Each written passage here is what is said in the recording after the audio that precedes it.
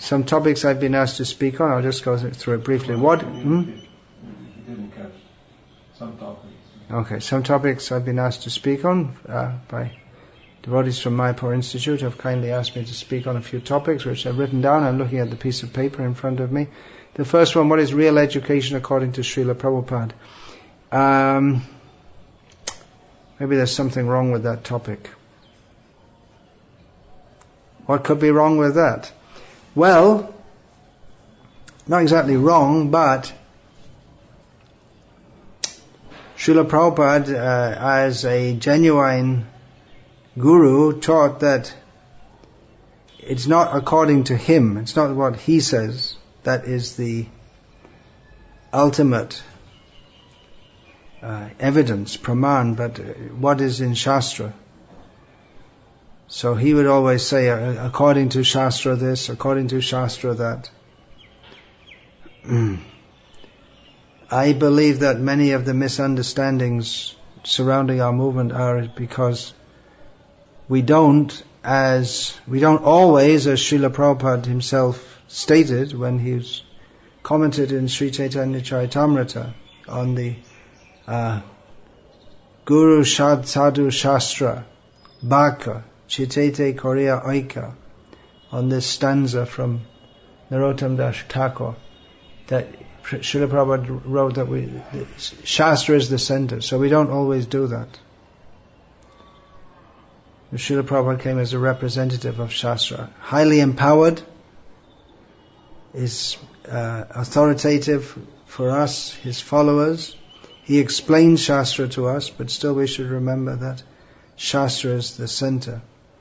So in Shastra there is much discussion of education. Vidya Bhagavatavati, the ultimate limit of knowledge is Srimad Bhagavatam.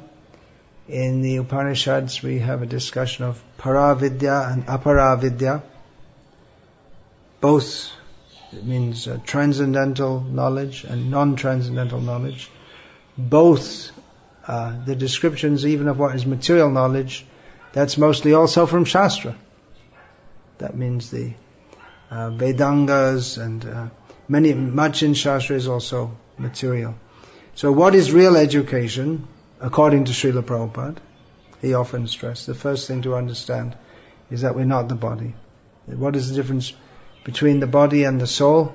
Srila Prabhupada so many times said that there are so many big educational institutions in the world, but they don't teach the beginning of education, as we find Krishna began his education in Bhagavad Gita by teaching the difference between the body and the soul.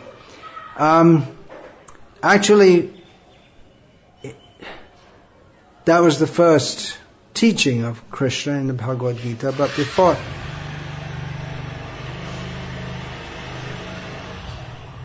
before that also he spoke, and we find in his chastising Arjuna there's an important message for education there also. Education has become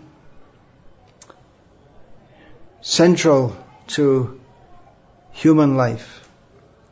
Formal academic education all over the world. And here in India also, the government a few years ago passed the Right to Education Act, with the idea that every child has the right and actually should be educated. And their idea of education is to fill your brain with all kinds of rascaldom and nonsense, so that you can become a brainwashed minion of their demoniac society. So to understand what is real education, first we have to become de-educated from all the wrong ideas we got before we came in contact with Srila Prabhupada. What goes on in the name of education is misleading. Bhaktivinoda Thakur famously said, Jaro Vidya Jato Maya Bhaibhav Tomar Bhajane Badha Mohajanamaya Anitya Sangsari Jeev Ke Kare Gadha. Materialistic knowledge is simply a display of Maya, of illusion, and it's an obstacle in Krishna, in worshipping Krishna. In this temporary material world, it simply gives rise to illusion and turns the jiva into an ass. Just like the ass carries heavy weights which are of no use to him, so the foolish Maya aparita jnana, educated person whose actual knowledge is covered by illusion, he knows so many things, but his knowledge just weighs him down. It's just a useless burden which he carries around and which carries him from birth to birth. So real education means to understand the difference between the body and soul, to understand them suffer in this material world, to come out of the material world. Krishna, he began his education in Bhagavad Gita to Arjuna by chastising Arjuna. That's also important for us to understand. Shastric education, Vedic education, works on the principle of pranipat, pariprashna, and seva. It's a guru-disciple relationship. The modern educational system is you pay some money, you go to a school, you spend some time, the teacher is also paid, and it's a job for him. The student has no obligation to the teacher, rather the teacher is his paid servant, or his parents' paid servant, and there can be no proper education in such an atmosphere. The boys, they have to learn humility by going out and begging, which is illegal or impractical in most countries of the world nowadays. They could still go out for book distribution time to time, but daily begging is maybe not so practical. But the whole method of education, compared to you have books, and what's in the book you have to get it in your brain and spout it out again. That's education, according to the modern idea. And then you get a certificate. Qualified idiot. So this conception of education that we have from the materialistic school system is that's the first thing, to be de-educated from that, deprogrammed. What does it mean? Student. The word student we don't find so much in Shastra. There are words, chhatra, which gives the idea of one who is sheltered, and vidyarthi. I don't know if that's actually a Shastric word or if it's just something made up to translate the English word student, but means one whose purpose is to attain knowledge. But the word that we find in Shastra again and again and again and again and again is shishya, which means that he's in a relationship with the Guru, of being under his discipline. And that's with affection also, vishrambena, Guru seva. With great affection one serves the Guru. So it's not just education and cramming something in, but there's a relationship between the Guru and the disciple. And the disciple has the understanding that I can't really understand anything by my own prowess, but it's only by the blessings of the Guru, as Krishna himself explained, or he discussed with Sudama when they met after so many years, that it's only even though they'd left the Gurukul,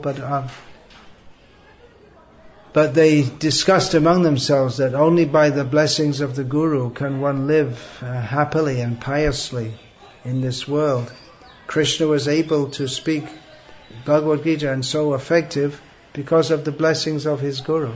Sandipani Muni blessed him that whatever you say, that will remain respected and extant in human society forever. So by the blessings of his guru, the Bhagavad Gita became so prominent in human society. That's, of course you may say, well, it's Krishna speaking, therefore, but Krishna himself submitted himself to a guru. So in education, this is really the way it's done. If there's going to be a spiritual exchange, the guru-disciple relationship has to be established. Otherwise, even studying Shastra, we're more likely to get an opposite effect. That instead of becoming humble, vidya dadati vinayam, knowledge is supposed to give humility. One has to be humble to even begin to accept knowledge, and the result of actually becoming knowledgeable is that one becomes humble. So, and we'll have to see if it's not just a matter of amassing information, but it's Vedic education is meant for character building. The disciple has to perform service. The guru has to take interest in the disciples, and not just in their learning, but in their whole life and their spiritual development, their character. This is how Vedic education works. It's the Gurukul system. So the importance of Shastric, education means, it says here, the importance of Shastric education. Education means Shastric education. Otherwise you could call this training to be an engineer, Shudra. Education, well, I guess you could call it that. It's the perverted reflection of actual education. But real education means to understand who am I, who is God, what is my relationship, and all the details of that. So that is important. Without that, there's no meaning to life. So we can't underestimate. It's not importance. Just like we might say that, well, doing some exercise daily is important, and eating is important, and brushing your teeth is important. So it's not in the category of all these kind of things. It's in a completely different category. The importance of Shastric education. Without that, however nicely you brush your teeth or tie your dhoti, everything is meaningless. The benefits of Shastric education. Well, the benefit that will be seen in how one is actually becoming a devotee of Krishna. After studying, it will be, of course, a certificate is given, but the real certificate is how, after studying, the devotee becomes more convinced to serve Krishna, more convinced of the veracity of everything that Srila Prabhupada states, more convinced to share this knowledge with others, more convinced about Krishna consciousness, and that's seen not just in talking, but in the whole life of the devotee. So the benefit, that should be the benefit, that one actually becomes significantly more Krishna conscious. Srila Prabhupada's vision on Shastric study. Yeah, Srila Prabhupada wanted all his disciples to study. He gave guidelines for that, courses based on, especially on Gita, Bhagavad Gita as it is, Srimad Bhagavatam, the Nectar of Devotion, Ishopanishad. So his vision was there for Bhakti Shastri courses, Bhakti Vaibhav, Bhakti Vedanta, Bhakti Sarvabhauma.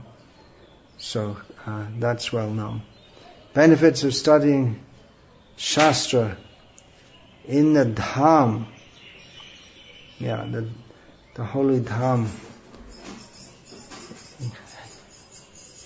especially in Navadvip Dham, has the current of the mercy of Chaitanya Mahaprabhu flowing through that. So if one connects, even if one doesn't connect, just by being here one is benefited. But if one connects to that current, then that's very powerful for helping us to advance in Krishna consciousness. So those who come to study here, I would suggest that first, before whatever course they're studying, first they get some orientation to the Dham. What does it mean to be here? It's not just another place in this material world. What is the holy Dham? Why we are here? How this is not the material world? How to live here in the consciousness is that this is the holy Dham, and to take full advantage of being here.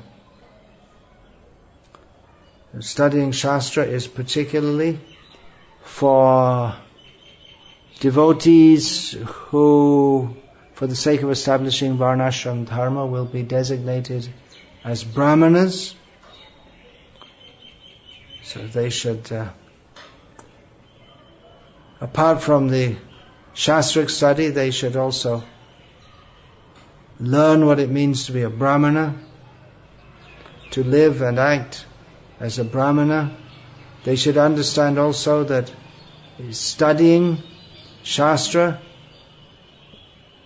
means that one is meant to share it. Brahmana is not meant to study just for his own benefit, but is meant to share it. So these are a few thoughts. Hare Krishna.